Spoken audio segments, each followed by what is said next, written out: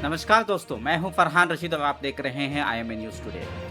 दोस्तों, रैपिडो टैक्सी या ओला टैक्सी या बाइक टैक्सी को लेकर के बहुत सारा जो है बवाल मच रहा है बेंगलुरु में। और येलो टैक्सी का नंबर प्लेट नहीं है और वाइट प्लेट नंबर प्लेट्स को जगह जगह पे जो है चेकिंग चल रही है। और पूरी तरीके से जो है बेंगलुरु में एक अलग किस्म का एक नैरेटिव बना हुआ है। लेकिन एक सिंपल सी अपडेट है, ये है कि अभी फिलहाल जो है आपको आगे बढ़ने से पहले सुप्रीम कोर्ट में 11 अगस्त 2026 को कर्नाटका की गवर्नमेंट ने, जो DK शिव कुमार की जो गवर्नमेंट है, उन्होंने जो केस किया है, जो हाईकोर्ट का ऑर्डर आया था उसको स्टे लाने के लिए। हाईकोर्ट का आपको पता ही है कि जो है टैक्सी को लेकर के, बाइक टैक्सी को लेकर के बैन नहीं किया जा सकता है। एक अलग मैकेनिज्म करना चाहिए, एक लॉ लाना चाहिए और आप किसी के राइट्स को नहीं छीन सकते।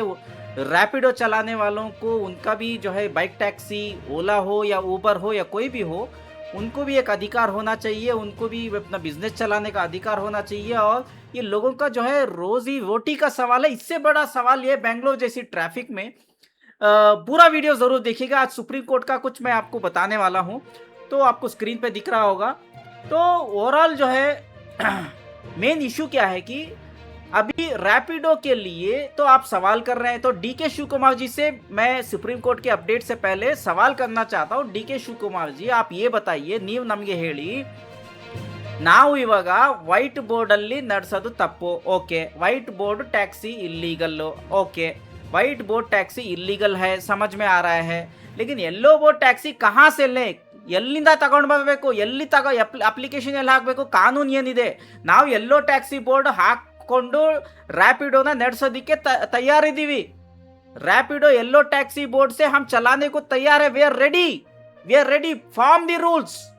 कर्नाटका हाई कोर्ट ने पिछली बार जो है कहा था कर्नाटका की हुकूमत को कि आप ऐसे राइट्स को छीन नहीं सकते, आप जो है इनको राइट्स देना चाहिए। उससे भी एक इंपॉर्टेंट चीज ये है कि ऑटो रिक्शा ड्राइवर के मीटर के बगैर चलाते हैं तो वो सीज क्यों नहीं किया जाता? ऑटो रिक्शा जो है वो लोग, उनका जो है गुंडागर्दी क्यों चलने दे रहे हैं?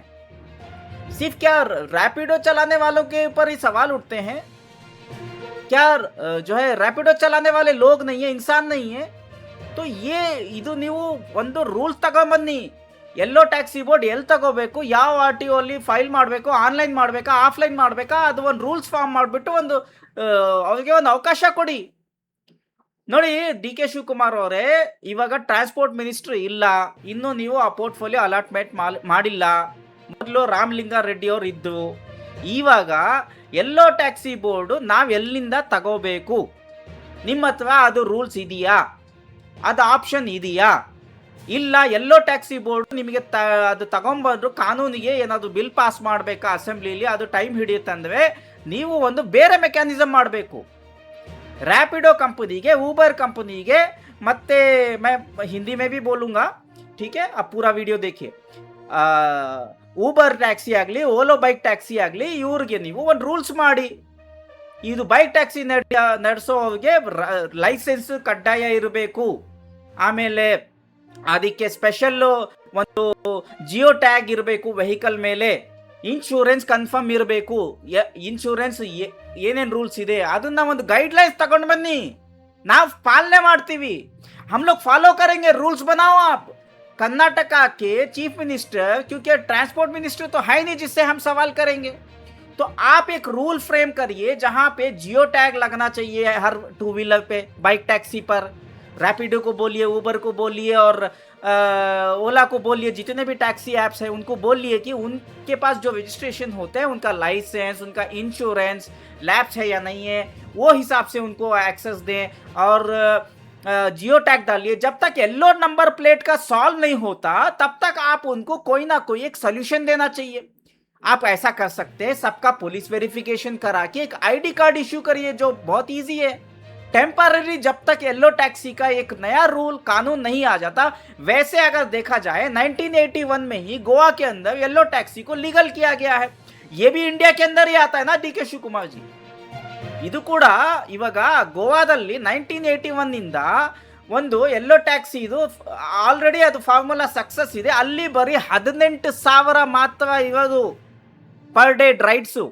ಆದರೆ ನಮ್ಮ ಬೆಂಗಳೂರಿನಲ್ಲಿ 2 ಲಕ್ಷಕ್ಕಿಂತ ಜಾಸ್ತಿ, 2 ಲಕ್ಷಕ್ಕಿಂತ 2,30,000ವರೆಗೂ ಡೈಲಿ ರ್ಯಾಪಿಡೋ ರೈಡ್ಸ್ ಅಲ್ಲಿ ಅಷ್ಟೊಂದು ಡಿಮ್ಯಾಂಡ್ ಇದೆ.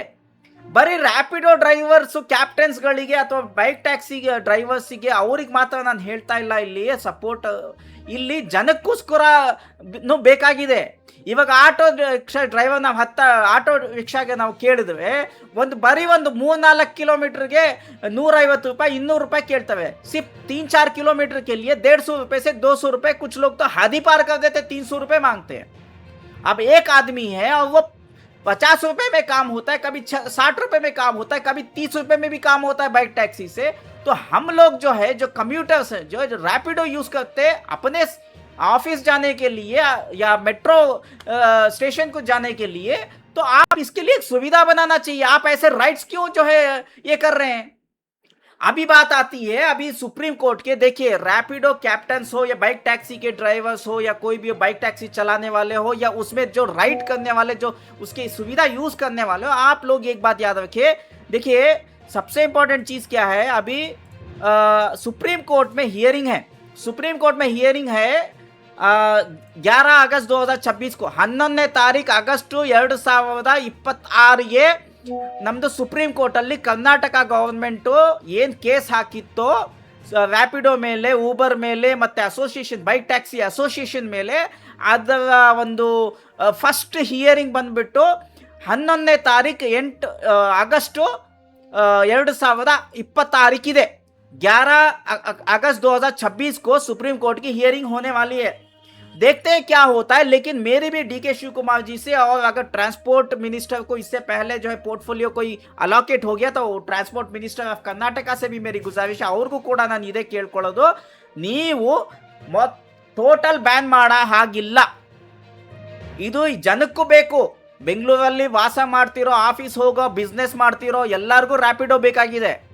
ಪ್ಲಸ್ಸು ಇದು ನಮ್ಮ ಹಕ್ಕು, ಜೀವನದ ಹಕ್ಕು. ನಾವು ಡೈಲಿ ದುಡಿದು ಬಿಟ್ಟು ಕಷ್ಟಪಟ್ಟು ದುಡಿಯೋದಕ್ಕೆ ನಿಮ್ಮ ಹತ್ರ ಕೇಳ್ತಾ ಇದ್ದೀವಿ. ಕರ್ನಾಟಕ ಹೈಕೋರ್ಟ್ ಕೂಡ ನಮಗೇನು ಹೇಳಿದೆ, ಒಂದು ರೂಲ್ಸ್ ಮಾಡಬೇಕು ಅಂತ ಹೇಳ್ಬಿಟ್ಟು ಗೌರ್ಮೆಂಟಿಗೆ ಹೇಳಿದೆ. ನಾವು ಗೌರ್ಮೆಂಟ್ ರೂಲ್ಸ್ ಫಾಲೋ ಮಾಡೋಕ್ಕೆ ರೆಡಿ ಇದ್ದೀವಿ. हम लोग रूल्स फॉलो करने रेडी. तो सुप्रीम कोर्ट में जब हियरिंग होगी तो आप इस केस में हमारे लिए एक रूल्स फ्रेम करने के लिए, रैपिडो, बाइक टैक्सी, ओला, ऊबर के लिए एक रूल्स बनाइए, हम पालन करेंगे. आप कुछ रोड टैक्स बनाइए, उसका अलग सा, कमर्शियल का अलग से बनाइए, हम लेंगे. हेलमेट होना चाहिए दोनों को, पिलियन राइडर को यानी कि पैसेंजर को और ड्राइवर को, दोनों को जो है, जो बाइक ड्राइव करता है सबको, दोनों को हेलमेट होना चाहिए. इंश्योरेंस होना चाहिए. इंश्योरेंस किस प्रकार का होना चाहिए, इंश्योरेंस ಯಾವ ಥರ ಮಾಡಬೇಕು, ಹೆಲ್ಮೆಟ್ ಇಬ್ರು ಹಾಕಬೇಕು. ನೀವು ರೂಲ್ಸ್ ಫಾರ್ಮ್ ಮಾಡಿ, ನೀವು ರೂಲ್ಸ್ ಕೊಡಿ, ನಾವು ರೂಲ್ಸ್ ಪಾಲನೆ ಮಾಡ್ತೀವಿ. ಇವಾಗ ಆಟೋ ರಿಕ್ಷಾ ಡ್ರೈವರ್ಗೆ ಯಾಕೆ ಹಿಡಿಯೋದಿಲ್ಲ? ಮೀಟರ್ ಇಲ್ದಲ್ಲೇ ಓಡಿಸ್ತಾವಲ್ಲ, ಅವ್ರಿಗೆ ಯಾಕೆ ಸೀಸ್ ಮಾಡೋದಿಲ್ಲ? ಆಟೋ ಯಾಕೆ ಸೀಸ್ ಮಾಡೋದಿಲ್ಲ? आटो को क्यों सीज नहीं किया जाता है? ये तमाम चीजों को गौर फिक्र करें. और ये एक रोल मॉडल, बेंगलुरु सबसे पहले हर चीज में नंबर 1 बोलते हैं. आप ಎಲ್ಲದಕ್ಕೂ ನೀವು ನಂಬರ್ 1 ಹೇಳ್ತೀರಾ. IT ನಲ್ಲಿ ನಂಬರ್ 1, ಸ್ಟಾರ್ಟಪ್ ಅಲ್ಲಿ ನಂಬರ್ 1. ಈ ಬೈಕ್ ಟ್ಯಾಕ್ಸಿಲಿ ನೀವು ಯಾಕೆ ನಂಬರ್ 1 ಆಗಕ್ಕಾಗೋದಿಲ್ಲ? ಗೋವಾ ಅಂತೂ 1981 ಇಂದ ಇದು ನಡ್ತಾ ಬರ್ತಾ ಇದೆ. ಇವಾಗ ಬೆಂಗಳೂರಲ್ಲಿ ಡಿಮ್ಯಾಂಡ್ ಎಷ್ಟಿದೆ? 2 ಲಕ್ಷದಿಂದ 2,30,000-40,000ವರೆಗೂ ಡೈಲಿ ಪ್ಯಾಸೆಂಜರ್ಸ್ ಇದ್ದಾರೆ. ಬೈಕ್ ಟ್ಯಾಕ್ಸಿ ಇಸ್ತೆಮಾಲ್ ಮಾಡಲಿಕ್ಕೆ ಅವ್ರಿಗೆ ಬೇಕಾಗಿದೆ, ಸುವಿಧಾ ಬೇಕಾಗಿದೆ, ಅವಶ್ಯಕತೆ ಇದೆ. ಸೊ ನೀವು ದಯವಿಟ್ಟು ಇದೆಲ್ಲ ಏನಂದರೆ ಇದನ್ನು ಇಮಿಡಿಯೇಟ್ ಆಗಿ ನೀವು ನಮಗೆ ಒಂದು ಅವಕಾಶ ಮಾಡಿಕೊಡಿ.